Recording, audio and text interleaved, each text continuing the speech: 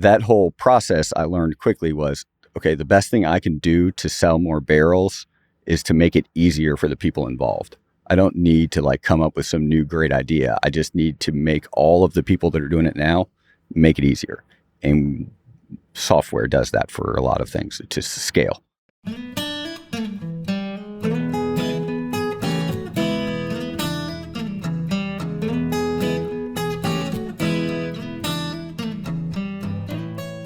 Everybody, welcome back. It's another great episode of Bourbon Pursuit coming at you. I'm Kenny Coleman. Ryan Cecil here. And we're able to talk to a three-peater. Can you believe it? We don't have a lot of these guests on that are three-peaters. We don't. I mean, yeah, it's crazy. It's our 10-year anniversary this year, and it's fun that we get to bring some of the guests we've had on from the beginning, and they can probably be like, I mean, he did come in, he's like, wow, you are like official now. You got like cameras and booms, and it's not just me bringing my shitty MacBook and USB microphone to wherever you are. So yeah, he's now seeing the third iteration, I think, of our setup here. So Bourbon Pursuit 3.0. Yeah, exactly. So it's fun to be able to do this, and I'm excited to be able to talk to our guest today because if you've listened to Bourbon Pursuit lore in the past, you're going to know his name. But he's took some time off away when he worked at Sazerac over at Buffalo Trace, and now he's got a new venture, and it's going to be very interesting to talk about it because right now the hottest thing that we talk about is the barrel broking market. Yeah, it's definitely an interesting time in the barrel broker market. It's changed rapidly since we started getting involved in it in 2018. It was like back then, it was crazy. You would get like a sample, if there's something that come available, you request a sample. By the time you got a sample, those barrels were sold. And then there was no aged whiskey. Then, in the 2020, 21, 22, 20, beginning of 23, where it's like, you still just got to buy what you can because you don't know what's going to be there in the future. And then all of a sudden, bam, it's flooded with tons of barrels. And so it's been a interesting 6-7 years in the bulk whiskey market game. And he's ripe and set up to be able to do that. And, we kind of talked about this a long time ago when we had started doing this business and getting into it. I said, why isn't there just an online marketplace for this? It would make some things so much easier instead of having these handshake deals and you got to know these people and you got to call this guy and he'll give you that number and then maybe you can talk to this guy. He'll send you a PDF and it just has some kind of crazy letters next to it and you got to figure it out. But now we get to debunk all that. That's right. There we go. So today on the show, we welcome back three-peat guest, Mr. Beau Beckman. If you don't know who he is, you might him from episode 009, one of the first 10 episodes we ever released, and also from episode 112 when he was doing everything with private barrel program management over at Buffalo Trace, and now he's with Hogs Head. So welcome back to the show, Beau. Yeah, thank you for having me. It's quite the role reversal. You guys are established, and I'm starting something new. I like that. I don't know if we're established. We're trying. Feels like it. Yeah. So I guess talked about, what have you been up to, dude? It's like it's been. Look, let me see when that last episode was. This was September 7th of 2017. Oh, wow. Boy. Yeah. So since 17. A lot has changed. Let's see. When did you leave Buffalo Trace? January 2022. Okay. And then I remember we talked a little bit because you had mentioned that, you were one of the pioneering people that took a lot of the, what you had learned of building a single barrel program there. And it's, for anybody that doesn't know, it's a very difficult thing to do when it comes to managing the barrels, managing the people. We do it today and we do a very... Definitely managing the people. It's managing the people. Coming in, getting logos. It's, knowing exactly what barrels are available, what barrels are out in market, who's travel planner. It's pushing a needle through a haystack. Yeah, it certainly is. It's like, it's a hard thing to do. It's against the grain of every process, especially like the larger distilleries that are doing stock. Yeah. Standard brands. And so you were trying to do something, I believe, at some other kind of startup where you were trying to, democratize this or kind of make it available at some point, right? Yeah. So actually, it's quite fitting with the current discussion. So I left Sazerac January 2022, and in the 10 years we've, been a part. I guess 8 years we've been a part. I've had 3 kids. Oh, so, wow. Yeah. Yeah. 3 kids under 6. Man. We had started the family, so that world got big. Sazerac was getting big. But when I left in January 2022, I got a consulting contract with Girard County. It was called All Nations at the time. That was the one that recently RIP. made some waves here recently. And, for the prior 10 years, especially in 2012, my title was, PBM, Personalized Barrel Manager. But for that whole time, I would get calls because, like, in that time, if you wanted to buy a barrel, you had to be a very dedicated consumer. Essentially, you're reaching out to random people at the distilleries, getting tossed around. And then eventually you'd wind up in my inbox, or I'd get a phone call from you. But I would also get phone calls from everybody asking for bulk. Do you have any bulk to sell? And I was like, no, we don't do that anymore. Heaven Hill, this is like 2011. Heaven Hill, you might try. Then eventually it's only MGP. We'll get into why that, makes sense later. But 2022, I left and I was at Girard County, and I kind of it was my kind of a canary in the coal mine moment, if you will. I just kind of saw how bulk was being treated, and it had been commoditized by speculators. It was my quick reaction. It was like 1849 gold rush was bourbon over the last 10 years. And all these people come in and saying, I'm a prospector and this is where the money is. And essentially what that meant for anybody buying barrels was massive order quantities. So order quantities of 100 barrels, 200 barrels, even more. Super high barrel prices.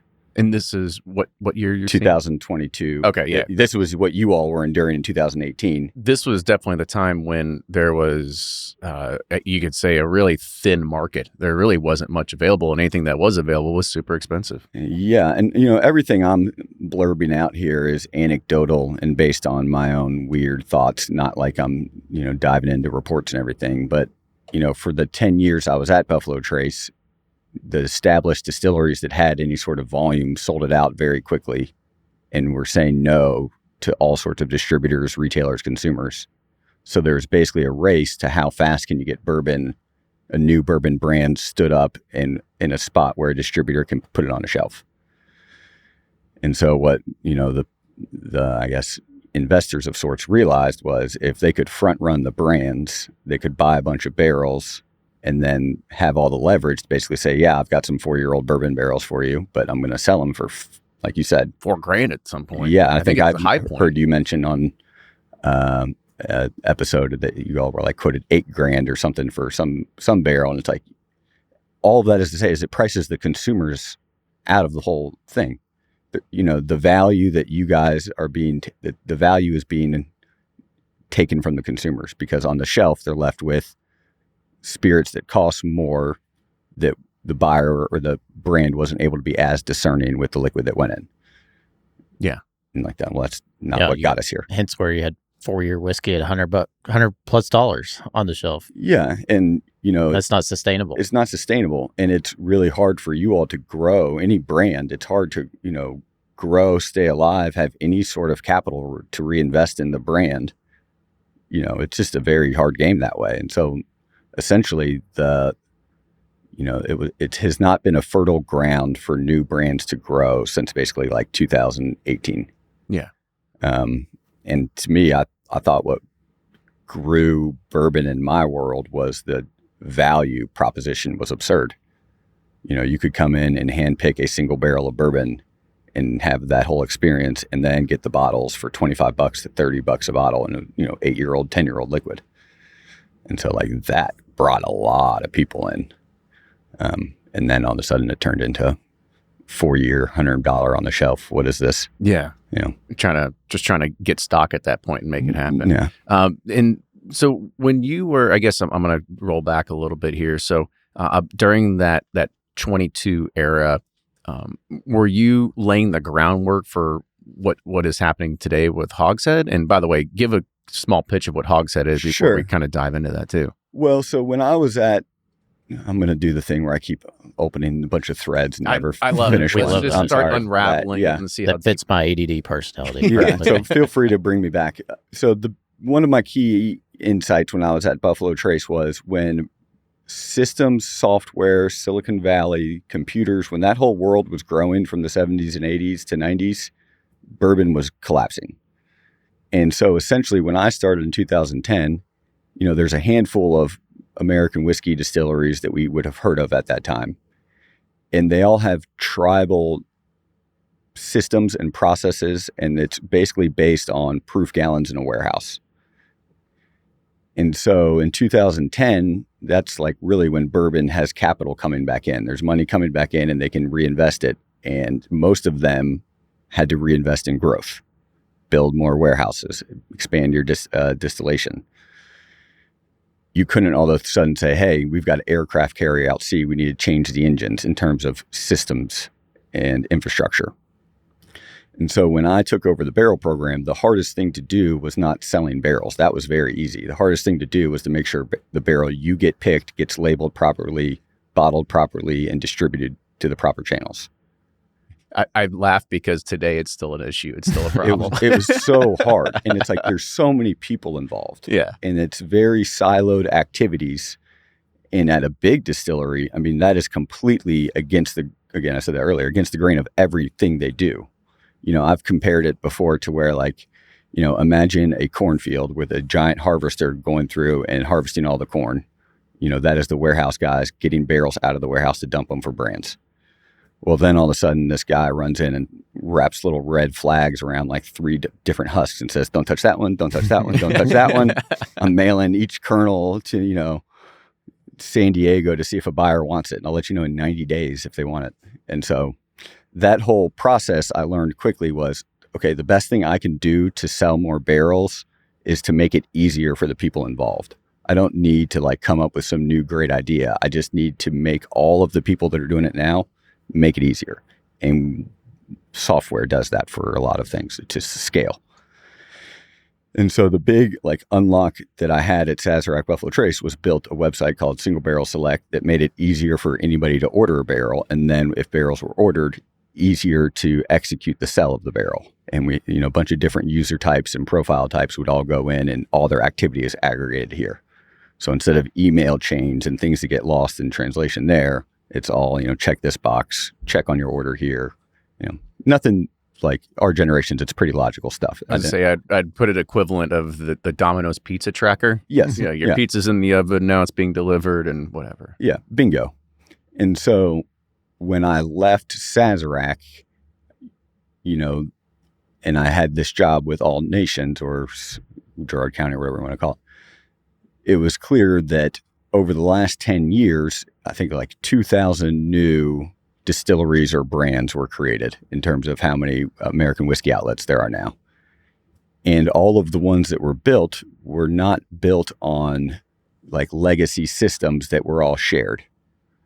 And like the simplest way you can think about this is you go to Carvana and I can filter by make, model, engine type, fuel type. Like all of the language is established, all of the data fits, everybody speaks the same language. All of these distilleries, if you say, send me your inventory, let me look at your barrels, it's all like, ooh, we've been trying to figure out how to manage this. The government just cares about how many proof gallons are in the warehouse. And historically, we were harvesting all of this with a giant corn thing. We didn't care about individual barrels. And so like in 2010, all of a sudden there is premium bourbon and different barrels matter. It's no longer just, you know, fungible barrels that you can dump as many for any brand. And so one, I was lucky to have this job at Buffalo Trace where they were already thinking like that every barrel is unique, every barrel is different, but I still had to manage that in the single barrel world. Well, when I got in and I was looking up to the Girard County, and their whole world was the bulk world. So they had warehouses filled with barrel owners that were not brands necessarily. They're just storing barrels there, which the way I think about it is just like at Buffalo Trace, if you guys came in to pick a barrel, you'd be gone for 6 months, but that's your barrel in our warehouse. And if we lose it, then you're upset. With due reason, yes, I'd be very upset. And so all of a sudden, I was like, oh, there are a lot of parallels with this bulk world to the single barrel world that I was inheriting. As in, there's a bunch of different users. None of them really speak the same language. There's a ton of siloed activity, and there's not one center of aggregation to make all of this easier. And so I was focusing on kind of doing two things with All Nation. One is just helping the distillery do stuff. And then two, there was some other, portions of the business that I was working on too. And then you can imagine how that all Was that all nations? Were they just because? Yeah. I mean, at this point, it's like the news is out there. Yeah, All yeah. nations were they actually distilling all that stuff that you said were in warehouses? Were they just acquiring stuff that people could buy after that? Yeah, I don't know if I need to be careful of what I say or not. Okay, yeah. I guess there might still be ongoing at the time, it was litigation. just storage. They were just there was storage, and they had people that had barrels that were stored, and they needed to give out ownership reports. And just in general, that was always a hard thing to do. Is basically say like, okay, I've got all these unique barrels in here, and barrels are coming in and coming out every day, and we got to make sure we can give out an accurate. There's two parts of barrel inventory. One is keeping track of your physical inventory, what's number one most important. It's actually very difficult. People don't realize. It's hard to do. They weigh 500 pounds. They can move. You don't touch them for like 3 years, and you come back, and someone else was touching them last time. Like, there's a lot of complications. You got to find that one row in the database that says like, okay, this is its ID. Let's go ahead and dump this one. And then on the other side, there is, especially at the bigger distilleries, there is the physical inventory has movements and touches, and then you have to have your digital inventory match that. And when you don't have systems that are built to manage these individual barrels and add the layer of ownership, it just gets to be really hard for people to manage that.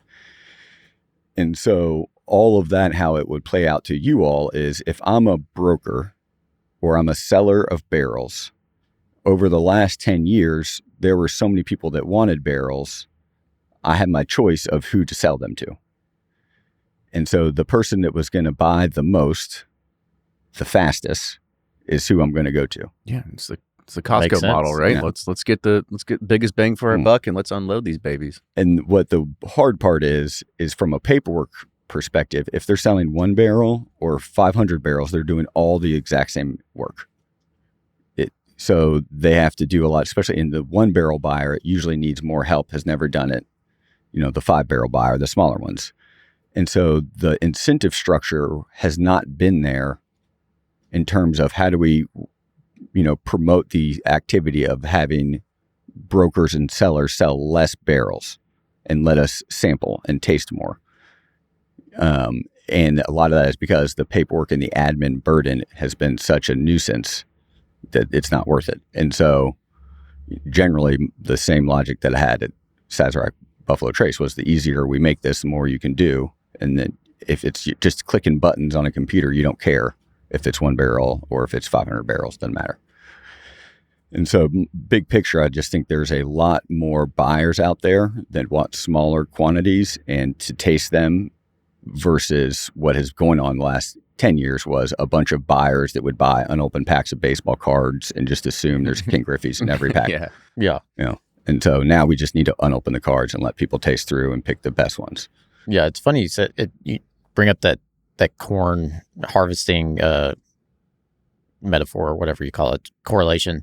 It is, the bulk world, especially they have worked okay, you have Kentucky bourbon, but there's, I don't know, hundreds of different mash bills of Kentucky bourbon, but they group it all into one pile. And now you see where certain mash bills might be more valuable because they're interesting or unique, or it's this producer, or it's Kelvin or ISC, this and that. Whereas in the bulk whiskey world, you would just be like, well, I just need this generic mash bill and just send me 200 barrels of it and you get what you get. I always say it's funny. People will say oh, that NDP is the best. And I'm like, no, they're not. They just got lucky at what showed up on the truck that day. You're at the mercy of what shows up because these, like you said, these warehouse people, they're not cherry picking. They're just, moving. They're moving barrels. They're just moving barrels on a truck, and then whatever shows up, that's what you might have the best whiskey, you might have the shittiest whiskey. Yeah. And that's just not fair to the most in terms of bulk, the most important person and in the whole ecosystem is the person taking the risk to buy it and dump it out and put it into bottles. Yeah. Well, that's definitely where the hard part. Without them, none of it works. So overproduction is because people just assumed that we can always buy barrels for cheap and sell them. Well, even when they weren't buying it for cheap, 0-year-old or new make barrels and sell them at $4 for $4,000. And so all of this production was basically forecasted based on people continuing to do that forever. It's well, no, it's not going to happen because people aren't going to, the end bottles don't make sense to buy if you keep doing that. All right, I might be going out of out of time range here, but you had mentioned essentially democratizing this effort of like how easy can we make it for somebody to come in, buy a couple barrels of bourbon, bottle it, and whatever. You've been around this industry forever. I'm sure you've walked the stores at your local liquor barn and Total Wine and Evergreen and going like, holy crap, how many more brands can we support? In your opinion, where do you think the market is in regards of how many more brands do you think that we could really support on the shelf at this point? I'm biased, just to be very clear. And I'm biased because I worked with a certain type of customer for so many years. And the trend that I always felt was people would rather be active creators than passive consumers. And so I do think that there is it's muddy on the shelves for sure. But it's not really the mud that bothers me. It's the lack of like ability to show provenance. And so like if everything on the shelf is a good value, and like whether, value doesn't always have to be delivered. Like if you're a high-end whiskey connoisseur that doesn't care about brands, you just care about whiskey, then the value is good whiskey at a cheap price. If you're a guy on a yacht that just wants to show off your bourbon collection, then the value is I can, put this bottle here and it makes me look cool or whatever. It doesn't,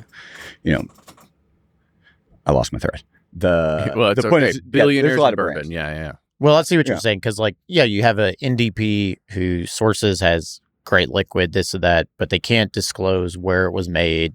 They can't say like, oh, it was in this barrel or whatever, this, that. There's no story. It's just kind of like a generic type of thing. And as a consumer, I'm like, well, it says distilled Kentucky or distilled in Indiana, but I have no idea like what that means, because it could mean 50 different things. Yeah. So, and the whiskey, the folks that, again, back in my little niche, they want to know everything. There's an insatiable amount of demand for details on. Those are our people. Right? Exactly. Yeah. And so, I think you all would be considered active creators, in my opinion, where it's not just like we're not going to go take and just do barrel picks of the things and then get them to our people. It's like we have our own following, we have our own groups. We're going to create something our own. And so I think there's plenty of space for the pull-in model to where your fans are pulling in your brands to their locations. What I don't think works, and I also just don't like marketing. It's the hardest part about this damn business. Yeah. I mean, to me, marketing is just, well, we can go a different route.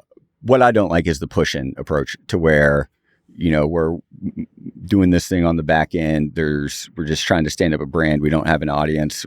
And then we force it through distribution, force it onto retail with like a big end cap, and, try to get customers in it just by like eyes and optics. I mean, the traditional model, which is essentially, you're right, it's the push. Like, how much can we shove down your throat until you just cave in? Yes. And to me, it's more important to have like, I like being the band on that's not on the radio that all your friends talk about. It's like, oh, this band. But as soon as they're on the radio, they're like, well, that's me. I don't want to talk about so he's like, I used to love my morning jacket. And then they got exactly. I still love them. I get it. Yeah. But that exact same thing. And it's like, to me, like what makes the enthusiast, there's a whole level of authenticity that has to be involved here. And I even think just having like a relationship with the person that is involved with the spirit. Yeah. Like the fact that you have people that can be like, oh, well, we're just going to reach out and ask Kenny the question. Mm-hmm. Like that, they want that person in Kentucky. It's like there's, it's not consumer packaged goods like every other, product you see on Walmart shelf or Walmart spirits. Like it's a different world. And I don't know. Yeah, I can see where you're going with it. So I guess now let's start tying this together. So at what point do you meet Chris Wiedmeyer? He's another partner that's a part of Hogs Head. He also did some stuff with Party Horses. If anybody doesn't know, during the NFT craze, him and actually another guy I used to work with, Robbie, was the artist on it. And so, I bought a few of them. I loved it. I loved to support what they were doing. I thought it was a very unique kind of style into it. But how did you get hooked up with Chris, and how did this idea sort of spitball and grow? Yeah, so Chris and I were actually college roommates, and we were friends in high school.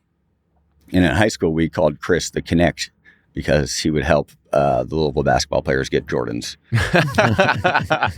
So, you always have like, I just need one phone call. I got to I got a guy. I'm building a sand pit. Don't worry, I got a sand guy. Right. Yeah. So Chris is one of those people that has never not met a friend, and he can just he's a networker, knows everybody, it's connected through anybody somehow. And so when he was actually setting in on the Party Horses project, he had reached out to me about working on it together. Because they worked with makers, and I was like, yeah, that'd be cool, but there's no chance that Buffalo Trace is gonna. Yeah, they're not gonna bite at this. No. And then I also was very interested in how he is going to approach the NFT tie-in. To me, there's still an unlock that I haven't seen anybody do with NFTs and bottles, which again, that's a whole nother rabbit hole. Yeah, but it's like that's a whole other episode. Yeah.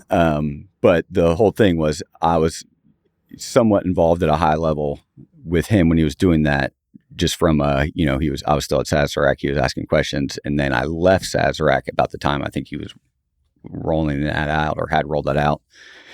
And so when I was doing the consulting, and I would be sitting, I would like to really get at like the ground level of activity at all the distilleries. And I was sitting with a lady, her name was Amber at All Nations, and she would be in charge of the transfer and bonds in and out, which is when barrels go from one distillery to the other distillery, there has to be a transfer and bond. The government has to approve it and all that sort of stuff. Yeah. And, you have to get those put into your physical inventory, and then you have to get those put into your, digital inventory. And so I was just watching that process, and I was like, what a mess is this? And it just goes back to like when you all were saying earlier, there's certain mash bills people want to chase. But when I just get an email saying these barrels are coming in and it's called BRB 4-year, like, what is this? Yeah. And so then Amber, God, how many, there's a lot of people like her trying to do this, where it's like, I've got an email chain here and I'm trying to regurgitate that into this system. And it was just like, all right, you all are not being set up for success in terms of managing the activity of bulk sales. And, with the barrel program in my last world, and I would say this, the warehouse is the nucleus of everything, because if they don't execute, then it doesn't work. Nothing works. And so on my end, I'm like, this bulk world, which I really didn't know much about other than we didn't sell bulk until I left Sazerac. It was this is a mess from the execution side, as in the distilleries, the bonded storage facilities are not being set up for success. They need these orders to come in a much more fluid, clear manner that is easily tracked. And then on the other end, I was talking to Chris, who was trying to buy barrels. Chris was on the Party Horse side, and he was having these conversations with brokers where this barrel is available, these barrels are available, and this is a big purchase, and all of a sudden they're not the next week. And it's like, well, where'd they go? This is a big deal, and just having a heck of a mess. All too well. It's we've lived that story before.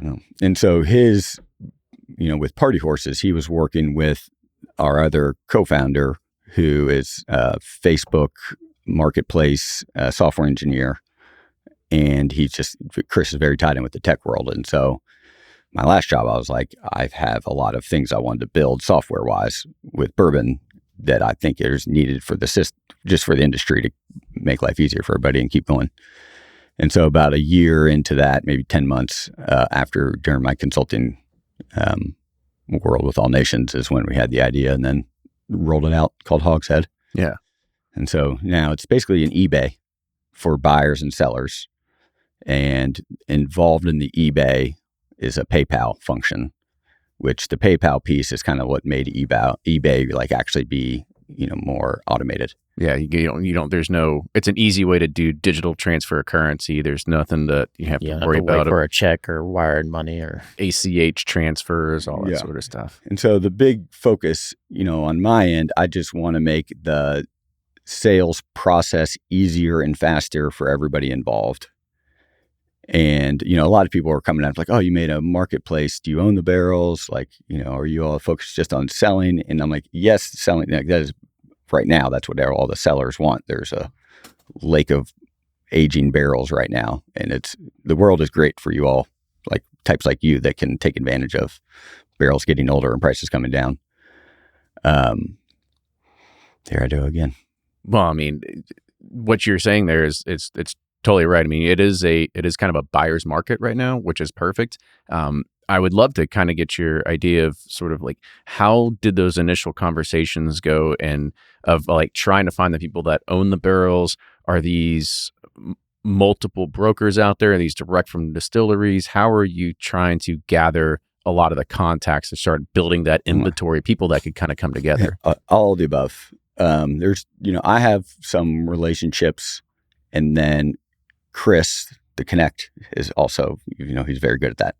And so really, when we started building this, it was more of a seller's market, as in there were still activity rolling where the sellers could say things like, no, we're not going to sample. And, here's the price, take it or leave it, yada, yada. But as we continued to build, and we did a lot of just like customer understanding and learning, the dynamics of the market started switching pretty quickly to where now all of a sudden the barrels aren't moving. The buyers that were buying in these large quantities are no longer there. And so the sellers need outlets. They need exit ramps. So in terms of the general ecosystem, is you have the distilleries that either are selling new make contracts or maybe have excess aged inventory. There's the most widespread barrel owner right now that we're working with are the investors, people that bought a barrel when they were 0 and intended on selling them when they were 4. And then the biggest focus we want, or the buyers we want the most, are your types, the non-distilling producers that can now go through and treat it like Carvana and filter on everything you want. And then you can basically be pinning the different sellers against each other. So really, it's anybody that owns barrels. It doesn't matter if you're a distillery or even the brand. So like if you all were to buy, here's the one thing, if you're forecasting sales for 8-year bourbon, you're going to be wrong.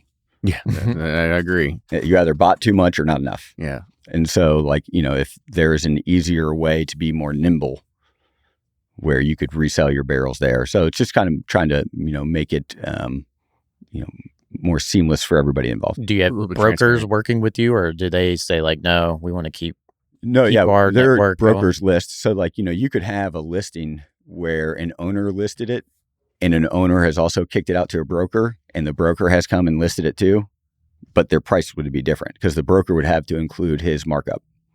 But you might have it to where the broker will have a minimum quantity of 50 and the owner might have a minimum quantity of 1,000.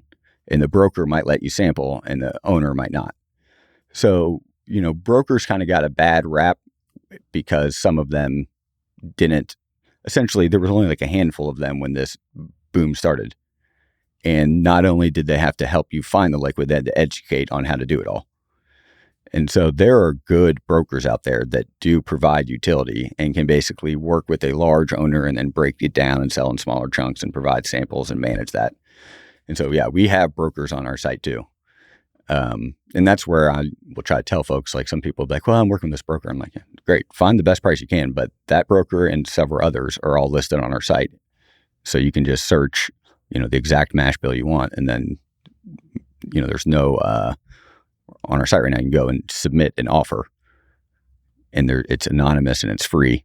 So you can go, submit as many offers as you want. Okay, so the prices are set by the actual buyers. Yeah. They go in there and they say, I'm willing to pay X amount for this. Yes, I'm very focused on being an objective third party. Like I don't want to, some people are worried about how the prices are going to come down too low. If this person does, it's going to make, this sensitive. I'm like, let the market be. I don't want to touch it. Yeah, at some point. Well, at that point, it's not like it's unloads. And I guess the second question is there like a transaction record historiograph that you can look and be like, well, at 4 years old, this 75-21-4 was selling for this much at this date. And then fast forward 6 months, it's now selling this much at this date. Or it's kind of like, I mean, the only way that you kind of get that on an eBay is you got to go and you got to search completed listings to see exactly what it was selling for in the past dates and stuff like that. Yeah, there's a host of, the way I kind of think about it is Google. Google had their search bar, and their search bar is where they made all their money. But they built a suite of tools around their search bar to promote people to use their search bar. So like the Android software, they basically just threw that out to phones for free. And then the phones that had it, Google would be the search bar. Same with Gmail. Gmail's free, but then you've got the Google search all in there. And so what we want to do is have a suite of tools built around the marketplace. And so all of a sudden now, if you can go get that better data and actually see what's trending, but you can't see what's trending if the data isn't, if I write, MGP 21% rye one way and you list it differently, we can't look at that data and stack it as unique unless it's cleaned and all fits into the same, same parameters and everything like that as well. I guess the obvious question I forgot as well, I've been a user on Hogs Head. I go and I check it every once in a while to kind of see exactly where market prices are, what barrels are interesting or not out there. For anybody that's listening, are they able to just sign up and become a member? Yes. And so what we want to do, and this is, again, it goes back to theory, is I think there's a lot of buyers that want smaller quantities that just don't have either access or understanding how to do it. And if we can automate their admin side just for the buyers and educate those buyers and handhold those buyers, then it makes those buyers more appeasing or more interesting to the sellers, if that makes sense. Yeah. And at that point, are you trying, let's say John out there is retiring and he wants his, 35-year, whatever he worked at, let's say Ford or whatever, and he wants his own barrel of bourbon for it. Can I do that? And what's that process look like? So over time, yes. My big focus right now, my expertise from my old world is taking aging barrels, putting it in bottles, getting it personalized and getting it delivered. But I'm also well aware of what type of infrastructure you need to work off of to do that. And so the steps in my mind that we'll be able to roll out the barrel to bottle is step one. It's going to be, we can help you pick a barrel. And this isn't for our types, or I would say actually more your types, in terms of the barrels that we can help you pick would be fungible in the short term. As in, you might say, hey, I landed on this lot. There's a listing of 7-year wild turkey at 7-year wild turkey on Hogs Head. And let's just say the MOQ is 1. It's not. I think it's the minimum order quantity on this one is 182. But for explanation, say it's 1. The short term we'll be able to roll out is where you're going to be able to go and pick and say, I want to buy one of those barrels. I want to use this packaging. But what barrel gets picked from those, that's fungible. As in, we can't work with the warehouse yet. And it's not that we couldn't try. I'm just not comfortable with the execution yet to say that this third-party warehouse that I don't even manage is going to pick the right one. Yeah. And not only going to pick it, they're going to give me a sample of it first. Then once it's picked, they're going to pull it and palletize it. We will be able to do that. It's just, that's not the first route. So the first step is going to be more for the people that are like, we've got a event coming up that we want to give client gifts. And I don't know anything about bourbon anyway. And as long as it's a good 6-year-old barrel and we get to personalize our label, you pick whichever one you want. That'll be the first step. Again, I don't know, over the next year, these all will be there just in terms of being able to select, being able to taste and pick the exact barrel you want. That'll be step 2. Yeah. That makes sense. So say I'm like a brand wanting to go and use Hogs Head as, my platform of buying barrels. So you said it's kind of like a PayPal feature, but talk about the back end. Okay, as soon as the transactions happen, who then takes care of transferring it, this and that? Is Hogs Head facilitate that, or is that? Depends on the buyer, because a lot of the buyers are distilleries, are brokers, and they don't want to be treated like they don't know what they're doing. And there are then the other buyers that need help. And so for the buyers that need help, they have an off ramp, which is, so if you're buying, let's say you're buying whatever, let's name a distillery. 6-year from Green River. All right. Let's say it's 6-year Green River. It's at White Dog. Okay. Just because we have this with White Dog. So right now, if you're the buyer, you go in there and you're going to either place an order against the current price or submit an offer and change the quantity. Because general rule of thumb is the smaller the quantity, the higher per barrel price. Yep. I like the haggle part of this, by the way. Yeah. So Yeah. I feel like I'm actually on a Facebook Marketplace. Yeah. And so then always go $50 under and then meet in the middle. So there is, when you get on there is I guess, suggested price for it, and then you can offer against that. Yeah. So what the seller is prompted to do is tell us the total quantity you have, what your minimum order quantity is, and then what the buy now price is. So that way someone can just click buy now if they're happy with the price at the minimum order quantity. Got it. But if they don't like that price or that quantity, then you can go submit an offer at different price quantities. Okay.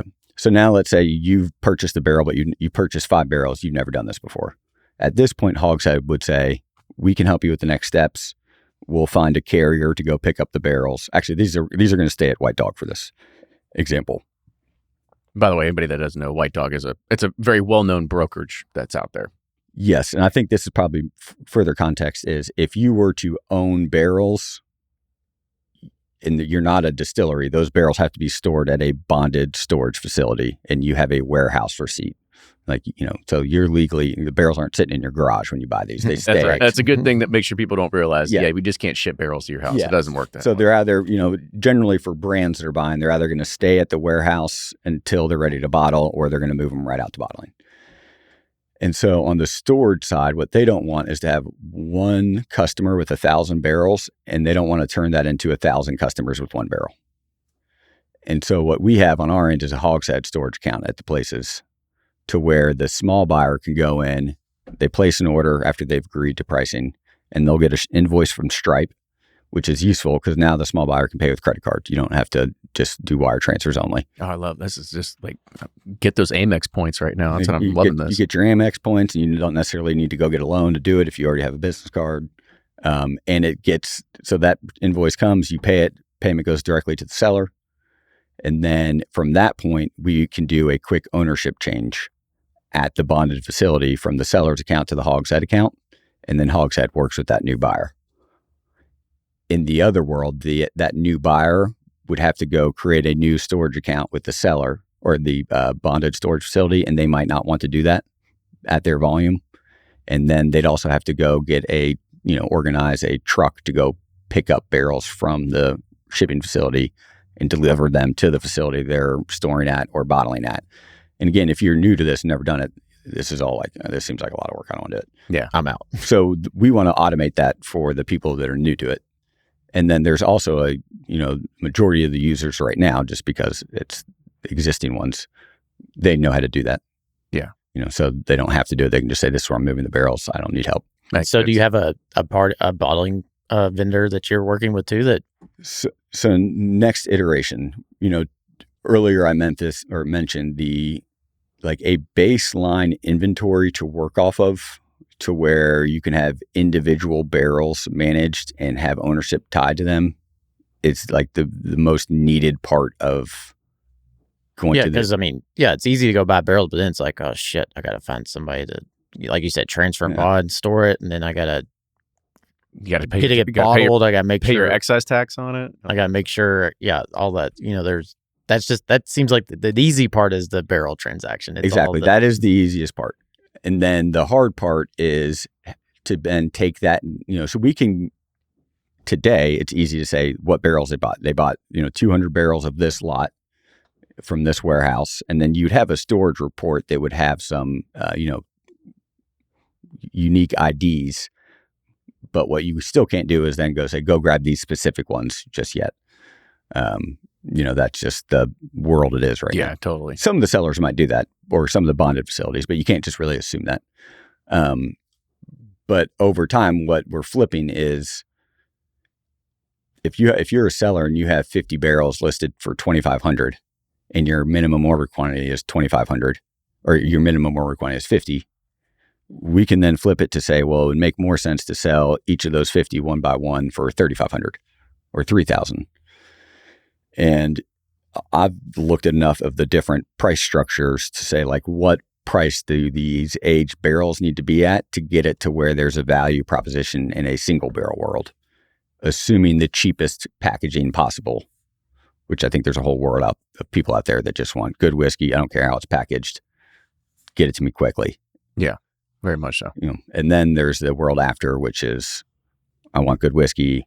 I need to be considerate how it's packaged. So we can add bottling tools, packaging tools, just like, again, the suite of tools will be added over time. Mm. So as we get towards the top of this, I did have one topic I want to bring up because it's sort of the fascination that's been talked about is this whole buff turkey craze. So you all have barrels that are available listed on Hogs Head as a part of this. What are your thoughts on it? Because we get hit up all the time. They're like, "Oh, you guys should buy these barrels. You should buy these barrels." And we're kind of like, I don't really know if we're going to do that because it's hard to build a brand off of just sort of a flash in the pan, one time thing. And those are going to run out. Like they're going to run out at some point. Those aren't coming back. Yeah, I'd love to kind of just hear your thoughts on sort of like the popularity, the emergence, the timeline, anything that you can kind of share that you kind of have on top of your head. I'm trying not to sound like I have an ego because I could be completely wrong about this. Okay. When did they start getting talked about in your world? Probably a year ago. Probably last summer. Yeah, is when they start hitting. So I'm trying to think of Yeah, they start hitting like the brokers and getting samples, and people are like, "Oh, there's this 15-year Buffalo Trace." Yeah, but it's wild turkey, and everybody's like, "Huh?" And then now all of a sudden, there's articles and people are chasing after it left and right. Yeah. $2,000 a bottle for them. I have a general theory that the people that were buying barrels between like 2011 and 2015 have a valued influence across the massive network. Essentially there are people that are like the taste makers, and they might not be like widely known about of the tastemakers, but then the people, there's like one level down that like blast that messaging out. So like Chuck Cowdery, do y'all know Chuck Cowdery? Yeah. We all know. And the masses might not know Chuck Cowdery, but within like the inner circles, Chuck makes like, he moves needles with his opinions and his thoughts. And so where I was headed with this is when we were like similar to the timeline you had, we were touch base with, hey, there's some 16-year-old Buffalo Trace wild turkey barrels, and we're listing, we're going to sell them for $10,000 a pop. And I was like, you guys were at some of the charity auctions where 8-year-old Buffalo Trace liquid was going for $50,000 a pop. Yeah, that's very true. I was like, I can sell it for a lot more than that, like easy $10,000 a pop. So I made just like 3 phone calls to a couple of the early buyers of like barrels just to put them in their world. And it seems like that world makes so much noise. And now again, it's not to say that was the only people being touched with that, but yeah. And so in general, you would always, I tasted them, I saw them, they were, they're good. It's always the eye of the beholder. And I say they're good because I'm not a like tasting person. I'm not good at that. Never have been, so I don't want to pretend that like what I say shouldn't matter and how things taste. Yeah. But what the challenge is with those 16-year-old barrels is the yields are going to be all over the map. And when you got yields all over the map and it's hard to pick the specific barrels like we were talking about earlier, then it's just a bit risky when you're buying something that old, unless you already have, again, like, do you got a yacht that it's going on, or do you have a brand with absurdly high margin that you can backfill it in? But yeah, I think just generally those were, when they first came on the market, I was like, oh, these got to be fake because it was almost the time that you were actually at Buffalo Trace. Well, so that's what I actually called my boss, who was my boss at Buffalo Trace the whole time I was there. And who was on the podcast before, right? Chris Comstock. Chris Comstock, yes. Yep. And he was there, 10 years prior to me being there. I think he started like 2002 or something. And I was like, are these real? He's like, yeah, I think we might have done some, contract distillation or something for them then, which was normal in 2008, and so, yeah, the barrels were real. They were 16 years old. And then you'd hear narratives of people like, oh, those have been tasted through and passed by. And I'm like, that probably not, but yeah. That's where you don't, if you have a bunch of barrels aging, you're not tasting every barrel every year. And the barrels do change. They're not going to change in a couple months, but like from 10 year to 16 year, they're going to change. So yeah, they hit the market. They definitely, caused a lot of people got excited about it. I have a whole just theory that there's not enough equity put in distilleries and their recipes, and it's mostly because distilleries don't do it on their own, and there's too much equity on the brands. And, a lot of why it was easier to launch brands out of Buffalo Trace or sell barrels at Buffalo Trace is because it was Buffalo Trace whiskey. Yeah, I mean, I think that's pretty much the reason why is because you have Buffalo Trace as because you just said you have Wild Turkey available on Hogs Head, but if it was Buffalo Trace at 8 years, that would outsell Wild Turkey left and right. Yeah.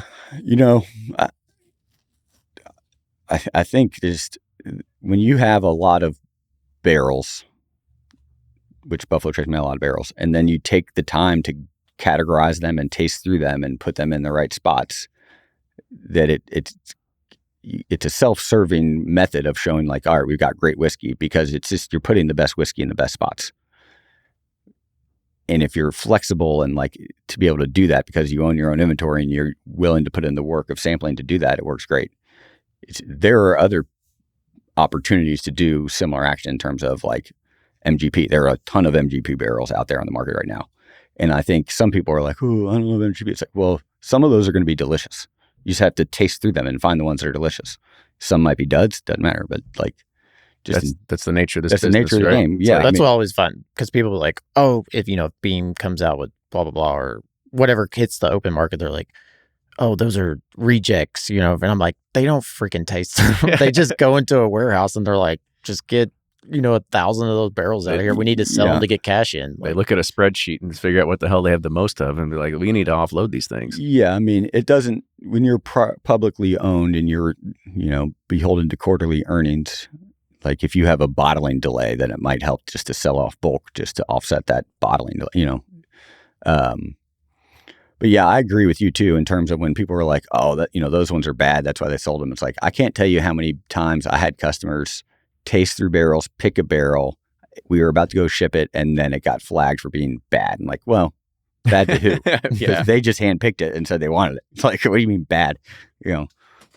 Off profile, sure, but like, But that's kind of the point, right? Some people want to choose those off profile ones that are just kind of funky and whatnot. Yeah. And so I just think the big thing is every barrel's different. And, as long as you let people taste individual barrels and, sample and do what they want, then this will never really go anywhere. But yeah, the way it was going for 10 years, it was like props to you all for staying alive. It was limited to where it can't scale up beyond what the current infrastructure had.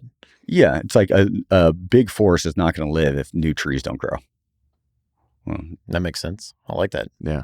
Well, Beau, I want to say thank you so much for coming on the show today, talking to us about Hogs Head, your new venture that you're working with. And so give one more pitch about where people can find out more about it, how they can get signed up, get in contact with you. If you got a ton of barrels and you're like, hey, I got to get rid of these things. How do they do it? Yeah, hogshead.com. You sign up. Anybody can sign up. I'd like to promise you that if you have a lot of barrels to sell, we could definitely list them for you, but selling is not the easiest thing right now. What we can do is expose them to a lot of buyers, and over time that, it will, again, it's like I just said, it's the new growth in the forest. And so we're giving them, like, it's going to be a great incubator for brands to be able to go buy, be discerning, and then over time have tools to track what they bought, plan out their bottling, things like that. I love it, man. Yeah. Well, very cool. Yeah. Great idea. Congratulations on getting it launched, and hopefully good success is going to back it up as well. Yeah, hopefully I can do this a fourth time because I'm still alive. See you in like 7 years. Yeah, totally. So make sure you go check out Hogs Head. And also, if you want to catch every other episode of Bourbon Pursuit that Beau's been on, you can go to bourbonpursuit.com. Just search the word Beau or Beau Beckman, and you can see exactly we didn't even talk about it. You're the descendant of E.H. Taylor and all this other kind of stuff. I know you don't want to tout that very often, but we always try to make a mention of it because it's a pretty cool little thing in your family. Yeah, I appreciate it. My grandfather, he's E.H. Taylor Hay Jr. He passed away about a month ago or so. So yeah, that's definitely been a pertinent topic. Yeah. There you go. Well, again, sorry for your loss, but thank you again for coming on the show and being able to talk to us about it. So again, make sure you follow Beau. Make sure you go check out Hogs Head, check out Bourbon Pursuit, subscribe to us on all your socials. If you like the show, want to share it with a friend, please do that. And if you will support us, you can do it for as little as $5 a month, and we continue bringing great guests to you. But with that, cheers, everybody. We'll see you next time. Toodles.